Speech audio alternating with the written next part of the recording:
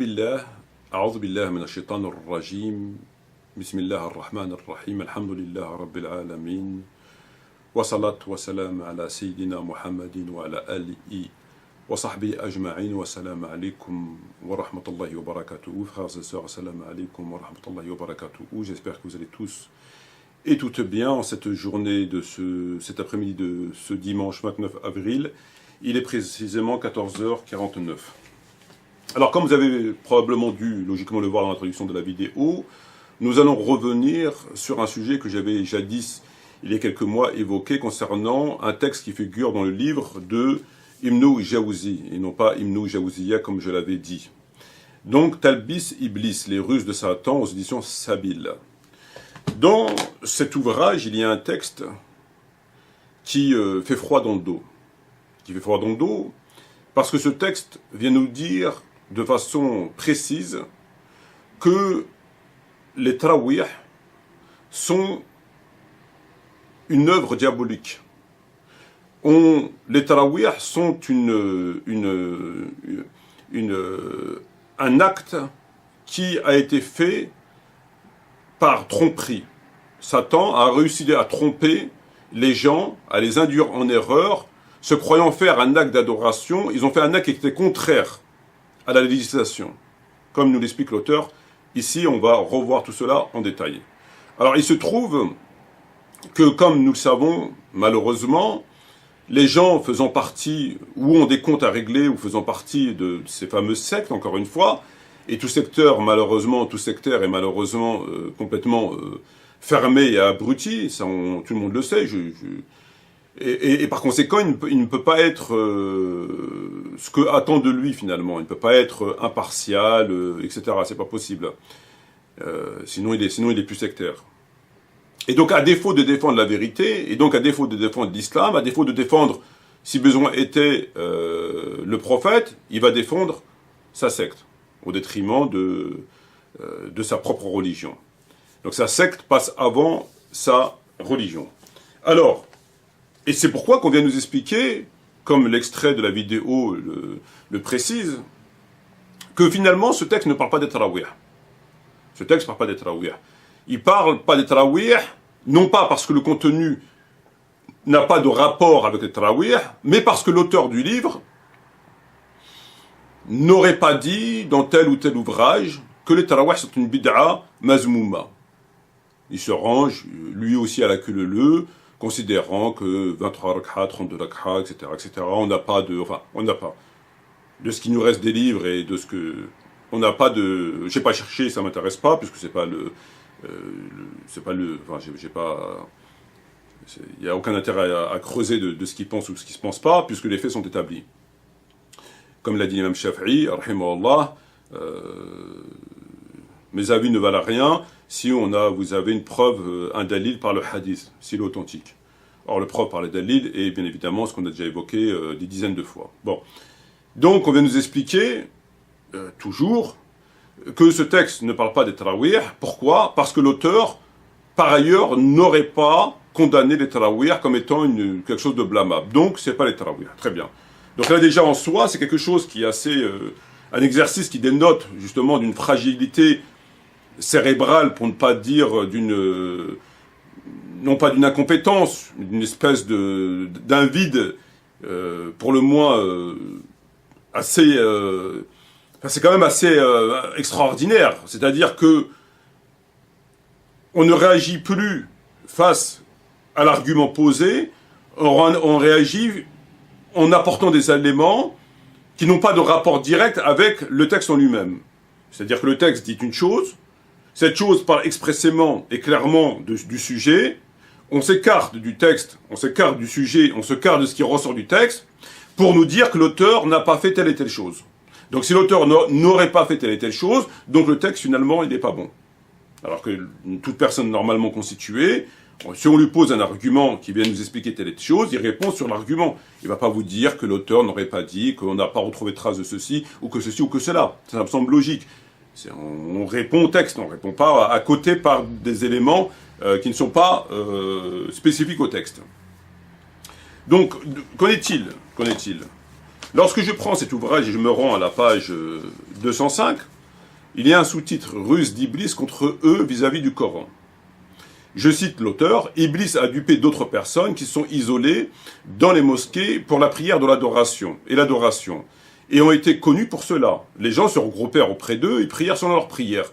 Leur situation se répandit ensuite entre les gens, et ceci parmi les manigances d'Iblis, à travers lesquelles l'âme se renforce dans l'adoration du fait de la propagation auprès des gens qui induit l'éloge. » Et ensuite, pour contrecarrer ce comportement qui est une ruse de Satan, pour aller à l'encontre de ça, pour donner son dalil, il nous cite quoi? Il nous cite le fameux hadith, d'après Zayd ibn Thabit, ce n'est pas un hasard, le prophète a dit, la meilleure prière pour la personne, celle qui est accomplie chez lui, mis à part la prière obligatoire.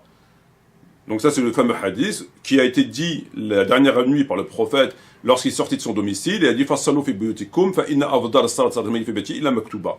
Ce hadith a été dit dans ce contexte bien précis. Étrangement, c'est celui-là dont il se sert pour contrecarrer ce comportement qui est considéré comme une ruse d'Iblis. Ensuite, il nous cite un autre texte. Amir ibn Abi Qais répugna qu'on le voit prier, n'accomplissait pas de prière surrogatoire à la mosquée.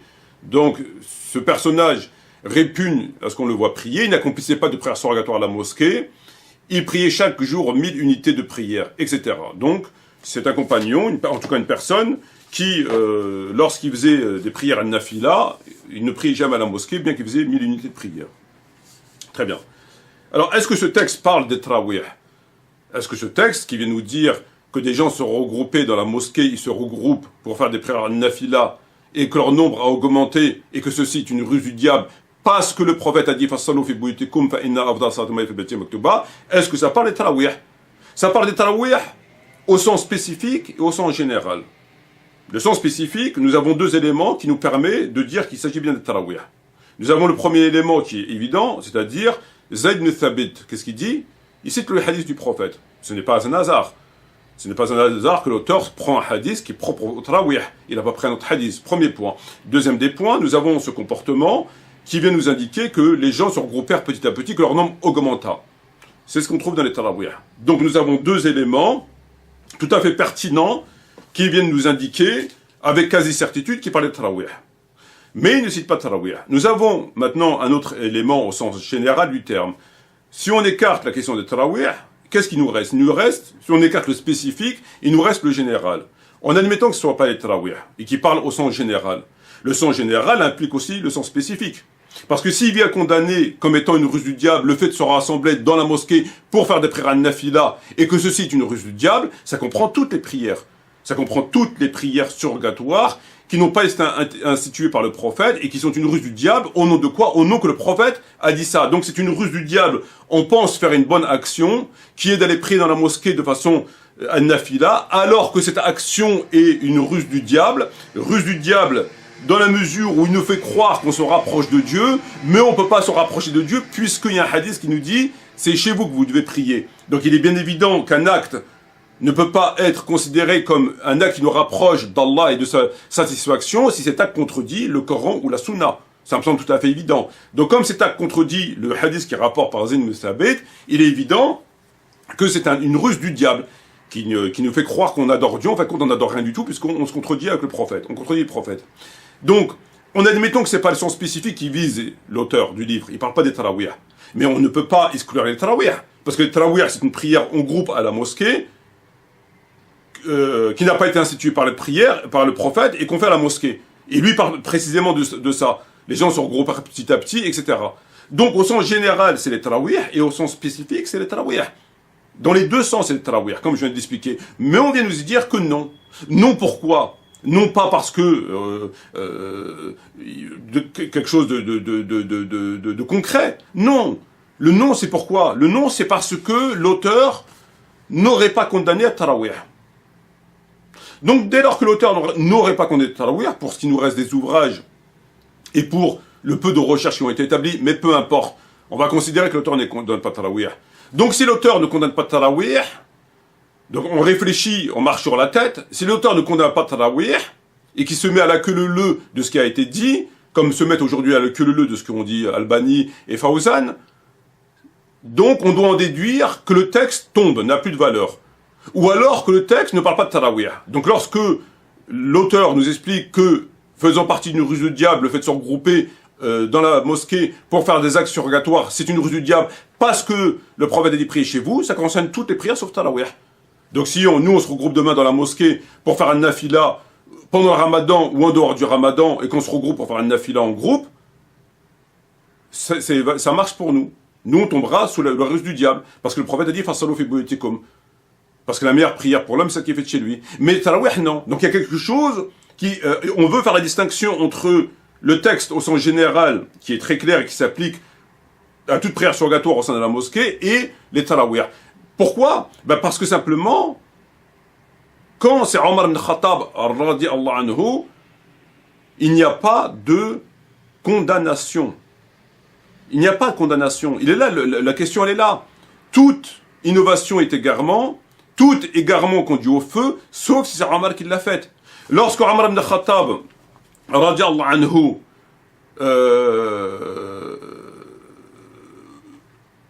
lève la voix sur le prophète le jour du jeudi, est-ce que vous avez une condamnation? Il n'y a aucune condamnation. Est-ce qu'on a des condamnations? Pourtant, le Coran est très clair. La tarfa'u aswatakum fawqa sawti an-nabi. C'est très clair. Alors, ils vont tourner en rond en vous expliquant, avec les moyens du bord, que l'ordre c'est un ordre, mais ceci, que c'est des calligraphies, que il avait... Enfin, on n'en a pas. Lorsque on parle de... Alhamdoulilah, de l'adhan, as-salat khayrun min an-nawm, ajouté dans l'adhan, est-ce qu'on a une condamnation? On n'en a pas. Lorsqu'on parle des inversions des prières pour l'Aïd, pas plus. Lorsqu'on parle des 3 répudiations en une, pas plus. Lorsqu'on parle de l'erreur de tayammum ou de la zakat ou la dot de la... On n'en a aucune. Il n'y a pas de condamnation. C'est-à-dire que vous pouvez... vous n'aurez pas de condamnation. Il n'y aura pas de condamnation. Il n'y aura pas de condamnation. Dans le meilleur des cas, ils vont vous dire ce qu'a dit Shafi'i ou Malik, rahimahumullah. Ou alors, mieux, l'imam Tahawi qui a dit Zalika Sawab. Ceci est la position vraie, juste. Mais des condamnations fermes, comme l'exige la loi, ça ne m'a pas en rêve, vous ne l'aurez pas, c'est pas la peine. Ça, c'est valable pour le commun des mortels. Moi, par exemple, si je me trompe d'une page ou d'un titre, il y aura 50 vidéos. Il y aura 50 vidéos. Ça, voilà. Mais à part ça, non, il n'y a pas. Je veux dire, il n'y aura pas. Il n'y a pas. Vous demandez, vous lisez le livre L'hérésie de Fawzan ou des livres qui parlent de l'innovation. Tous les savants sont d'accord pour dire que l'innovation, al-bid'a, après ils vont discuter sur d'autres sujets, d'autres points, tous sont d'accord là-dessus, c'est un acte au moins qui contredit le Coran ou la Sunna. Coran clairement, ou la Sunna. Et que on l'introduit dans l'islam. Donc tout ce qui contredit le Coran ou la Sunna, c'est une bid'a. Tout. Dès lors que le prophète ne l'a pas institué, c'est une bid'a. Sauf Omar. Ça, si moi je vais introduire demain, je dis aux gens, dorénavant, tous les vendredis, entre 15h et 16h, on fera 28 rak'a et 300 invocations, et qu'on l'impose aux musulmans, c'est une bid'a. Pourquoi? Parce que le prophète ne l'a pas faite. Donc le prophète ne l'a pas faite, tu ne peux pas la faire. Tu peux la faire toi si tu veux chez toi, mais tu ne peux pas l'imposer. Et comme nous savons que cette prière est là, 100% des savants sont d'accord, 100% des savants considèrent, disent, affirment que le prophète ne l'a pas institué. Quand il est mort, les choses sont restées dans cet état. Il ne l'a pas institué. Donc s'il ne l'a pas institué, personne ne peut venir l'instituer. Il n'y a pas un être humain qui peut venir l'instituer. Le prophète est mort sans l'instituer aux musulmans, sans l'imposer aux musulmans. Il ne l'a pas fait avec les musulmans. C'est d'ailleurs assez extraordinaire, puisque on nous parle de sunnah muakkada, c'est-à-dire certifié, mais ils ne sont pas capables de nous dire combien de rak'a le prophète a fait. Mais comment peut-on dire que c'est une sunnah muakkada si on ne sait pas combien de rak'a il a fait le prophète? Sunnah muakkada, c'est une sunnah certifiée. Il n'y a pas de doute. Si elle est certifiée, ils ne savent pas combien de rak'a il a fait. Ceux qui ont pris avec le prophète une nuit ou 2 nuits ou 3 nuits, ils n'ont pas compté les rak'a.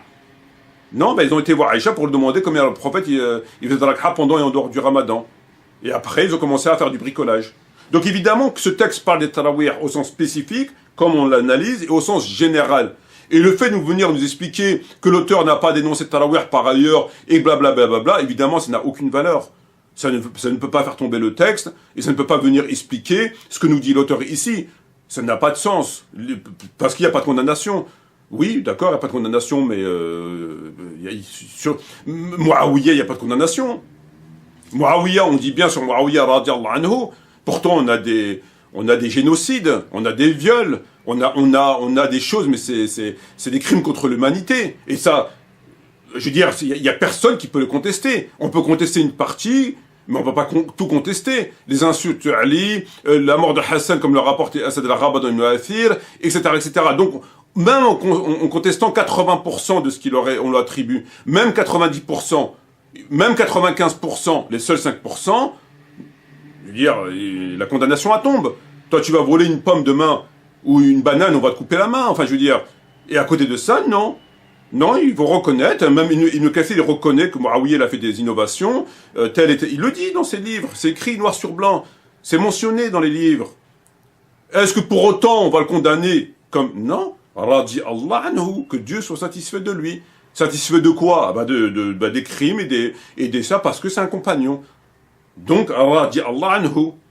Donc c'est normal qu'aujourd'hui les Maghrébins disent radi Allah anhu sur tel président ou chef d'État, c'est normal. Ce n'est que la continuation. Donc la condamnation doit être perçue, doit être vue comme une chose qui rentre dans le cadre du politique. Parce que nous ne sommes pas devant un tribunal impartial. Nous ne sommes pas devant des gens qui jugent les événements et les faits de façon impartiale. Nous avons des gens qui considèrent, pour des raisons que l'on connaît, il ne faut pas aller au-delà.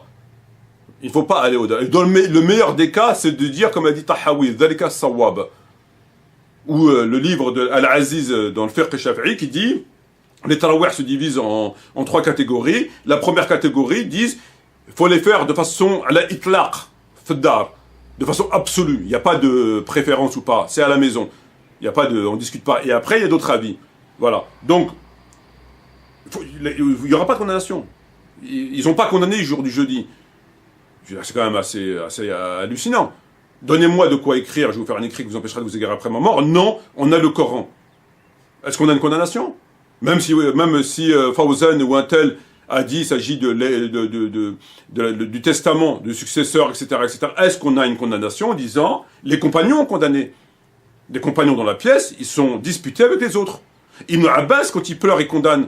Il dit Ar-Raziya Kur-Raziya. Le malheur, la catastrophe, toute la catastrophe, c'est qu'on a empêché le prophète de... Eux, ils pleurent. Les compagnons pleuraient. Eux, ils pleurent. Eux, ils sont condamnés. Les gens dans la pièce se sont embrouillés avec les autres, obéissent au prophète. Mais après, il n'y a plus de condamnation. Donc, si on attend la condamnation pour condamner ce qui est évident, ben, on va attendre longtemps. L'auteur est parfaitement clair dans son livre. Hein. Je vais le relire une dernière fois. Iblis a dupé d'autres personnes qui se sont isolées dans les mosquées pour la prière de l'adoration et était connu pour cela. Les gens se sont regroupés auprès d'eux et prièrent selon leur prière. Leur situation se répandue ensuite entre les gens, et ceci parmi les manigances d'Iblis, à travers lesquelles l'âme se renforce dans l'adoration du fait de la propagation auprès des gens qui induit à l'éloge. Et il nous amène le dalil de ce qu'il dit. D'après Zayd ibn Thabit, le prophète a dit, la meilleure prière pour la personne est celle qui est faite chez lui. Voilà, ça veut dire ce qu'il faisait là, c'était pas bien. Au nom de ce hadith. Et on vient nous expliquer, bon, donc parce qu'il l'a pas dit, donc il faut, tout tombe, quoi. Oui, tout tombe avec des gens qui vous font des vidéos avec du lardon dans les bouches, etc. Oui, tout tombe avec des gens qui sont sectaires. Mais mes vidéos ne s'adressent pas à ces gens-là. Ils s'adressent aux gens qui ont un amour pour leur prophète, qui ont une adoration par Allah, qui sont à la recherche, non pas de l'intérêt de leur chapelle, ou de leur poche, ou de régler des comptes avec autrui, et que Dieu sait qui a quoi dans le cœur, mais qui cherchent la vérité que la vérité. Et des gens comme ça, il en existe. Et mes vidéos s'adressent à eux. Les gens là qui font des vidéos avec du lardon entre les gencives, et ou les gens qui sont sectaires et qui sont divinisés en mal pour les... Ben cela, mais il faut pas regarder mes vidéos. Ils trouveront pas ce qu'ils cherchent dans ces vidéos. Il n'y a pas pour eux. Ça s'adresse pas à eux, mes vidéos. Il faut aller voir les vidéos de Abou machin, ou c'est à eux qu'il faut aller voir. Faut pas voir chez moi. Ça, c'est des faits établis. Ça, il y a personne qui peut contester. Ce que je dis là, ce qu'il a dit, c'est établi, c'est du 100%. Et on nous prend pour vraiment des abrutis, on nous faisant croire que non, il l'a pas condamné, donc c'est pas valable. Ah bon? Parce qu'il a pas dit truc, donc c'est pas valable. Donc ce qu'il a dit là, c'est pas bon. Il parle de toutes les autres prières sauf Tarawih. Exception faite pour Tarawih. Ben, il y a toujours l'exception. Il y a la loi et l'exception, comme aujourd'hui chez les Arabes. Quand on est riche et des notables, et on les punit pas. Toujours. Oui. Mais vous n'aurez pas de condamnation. Et je pense que les livres qui ont condamné ont été détruits. Puisque 80 des ouvrages ont été détruits. Donc les livres ont été détruits. Aujourd'hui, vous ne trouverez pas de condamnation. Il n'y aura pas de condamnation, c'est fini. Sur ce, je vous remercie. Wassalamu alaikum wa rahmatullahi wa barakatuh. Talbis Iblis, les ruses d'Iblis, c'est un livre d'Ibn al-Jawzi, ne pas confondre avec quelqu'un d'autre, il n'a rien à voir avec Ibn Taymiyyah, il est né plus d'un siècle avant Ibn Taymiyyah. C'est un savant hanbalite, je précise parce qu'il y a des gens qui font croire que suivre une école c'est de la mécréance, et c'est un livre dans lequel il liste tout un tas de ruses d'Iblis. Donc là je l'ai en anglais, nous allons au chapitre 9, les ruses d'Iblis par rapport aux actes d'adoration. Après on va dans la partie sur la prière, et on va voir à propos de ceux qui prient uniquement dans les mosquées. La tromperie du diable à propos de prier uniquement dans les mosquées. Iblis a trompé des gens en les poussant à ne prier que dans les mosquées. C'est-à-dire qu'ils faisaient toutes leurs prières, même les prières surérogatoires, qu'il est préférable de faire chez soi, ils les faisaient dans les mosquées. Ils sont devenus connus pour cela, et les gens se sont rassemblés pour prier avec eux. Ils sont devenus célèbres pour réciter le Coran de différentes façons, cela les poussant à le faire encore davantage. Le prophète a dit la meilleure prière pour une personne est celle qu'il fait chez soi, excepté la prière obligatoire. Amir n'aimait pas être vu en train de prier, et il ne faisait jamais ses prières volontaires dans la mosquée. Et lorsque quelqu'un rentrait alors que Ibn Abi Layla était en train de prier dans la mosquée, il se couchait, faisant comme s'il était en train de se reposer. Donc ça, c'est le problème de l'ostentation. La ruse du diable, c'est de pousser les musulmans à faire des actes d'adoration, mais avec ostentation. Après, ça parle de personnes qui pleurent. Lorsque Ayoub sentait qu'il allait pleurer, il se levait et partait, pour éviter l'ostentation. Des gens pleurent alors qu'il y a des gens autour d'eux. Ça peut être involontaire. Cependant, c'est de l'ostentation si la personne est capable de cacher ses pleurs, et qu'il ne le fait pas. Donc là, il est question d'ostentation, et ça parle d'un groupe de gens qui, par ostentation, faisaient toutes leurs prières, même les prières surérogatoires qui se font à la maison, ils les faisaient à la mosquée, par ostentation. Et ça, c'est une ruse du diable. Et faites très attention parce qu'il y a une autre ruse du diable qui veut vous faire croire que ça parle des prières de Tarawih. Mais pas du tout, ça ne parle pas des prières de Tarawih. Ça parle des prières surérogatoires individuelles qui se font n'importe quand. Ça ne parle pas du Tarawih. Je reviens à l'arabe. D'autres se sont isolés dans la mosquée pour prier et faire les actes d'adoration. C'est-à-dire que lorsqu'ils voulaient prier, ou lorsqu'ils voulaient faire un acte d'adoration quelconque, ils allaient à la mosquée. Et c'est ça la ruse d'Iblis, c'est de les pousser à aller à la mosquée, et c'est de l'ostentation. Et si on veut l'avis de Ibn al-Jawzi sur Tarawih, c'est facile. Tarawih, il en parle ici, c'est à propos des innovations. Il dit que les salafs évitaient toutes les innovations. Cependant, les salafs ne voyaient pas de mal à faire des innovations qui ne contredisent pas la charia. Par exemple, il est rapporté que des gens priaient Tarawih seuls, et parfois, un groupe de gens venait prier derrière quelqu'un qui priait seul. Plus tard, Omar les a rassemblés derrière Ubay, et lorsqu'il les a vus prier ensemble, il s'est exclamé quelle excellente innovation. Donc voilà, Ibn al-Jawzi explique que Tarawih, en groupe à la mosquée, ça fait partie des bonnes innovations, et non pas des innovations blâmables. Car aucun savant sunnite, je répète, c'est très important, aucun savant sunnite, zéro savant sunnite n'a dit que prier Tarawih à la mosquée était une innovation blâmable, ou un péché, ou une désobéissance au prophète. Ça n'existe pas. Jamais aucun sunnite n'a dit ça. Il n'y a que les chiites. Je répète, il n'y a que les chiites. Aucun savant sunnite n'a dit ça. Il y a des savants qui préfèrent prier chez eux. Il y a une divergence sur la préférence. Certains préfèrent prier chez eux pour éviter l'ostentation. C'est le cas des malikites. Ils disent qu'il vaut mieux prier chez soi pour éviter l'ostentation. Mais ils disent pas que c'est interdit de le faire à la mosquée. C'est juste une préférence. Et ils ajoutent que si jamais vous craignez de ne pas être rigoureux dans votre prière de Tarawih, ne le faites pas chez vous, faites-le à la mosquée. C'est-à-dire qu'ils préfèrent le faire chez eux, mais ils n'interdisent pas de le faire à la mosquée. Il y a l'imam Shafi'i aussi, il a dit moi je le fais chez moi, mais celui qui ne sait pas réciter le Coran, vaut mieux qu'il aille à la mosquée. Donc ne vous faites pas avoir par la ruse d'Iblis qui veut vous faire croire que prier à la mosquée les nuits de Ramadan est interdit. Ça n'existe pas. Dans le sunnisme, ça n'existe pas. Il n'y a que les chiites. L'imam Tahawi, par exemple, il avait dit ceci est la position juste à propos du fait de prier chez soi, mais il parlait de la préférence. Préférer prier chez soi, c'est la position juste. Mais il n'a pas dit que c'était interdit de prier à la mosquée. Et au contraire, il a cité des compagnons et des savants qui priaient à la mosquée. Parmi les savants sunnites, personne n'a jamais dit que c'était interdit à la mosquée. Donc ne vous faites pas avoir par les ruses du diable. Omar a fait cela parce que la prière en groupe est prescrite par la charia. Donc voilà, c'était pas contradictoire avec la charia. Donc voilà, je répète pour que ce soit clair, il y a consensus sur la permission de prier à la mosquée. Ce n'est pas un péché, il y a consensus là-dessus. Celui qui vous dit que c'est un péché, que c'est interdit, que c'est une innovation, que Omar a innové, cette personne-là est un hérétique parce qu'elle est sortie du consensus pour défendre la thèse de chiite. En revanche, il y a divergence, et ça c'est très connu, c'est mentionné dans tous les livres de jurisprudence, il y a une divergence très connue sur la préférence. Est-il préférable de le faire chez soi, afin d'éviter l'ostentation, ou est-il préférable de le faire à la mosquée? Là, il y a divergence. La plupart des savants disent qu'il est mieux de le faire à la mosquée, mais d'autres disent pour éviter l'ostentation, il vaut mieux le faire chez soi. C'est les malikites. Et la plupart disent que si jamais vous le faites chez vous, il vaut mieux le faire en groupe chez vous, afin de ne pas manquer la récompense de groupe. Donc il y a la divergence sur la préférence, mais sur la permission, il y a consensus. Il n'y a que les chiites qui disent que c'est interdit parce qu'ils veulent s'en prendre à Omar.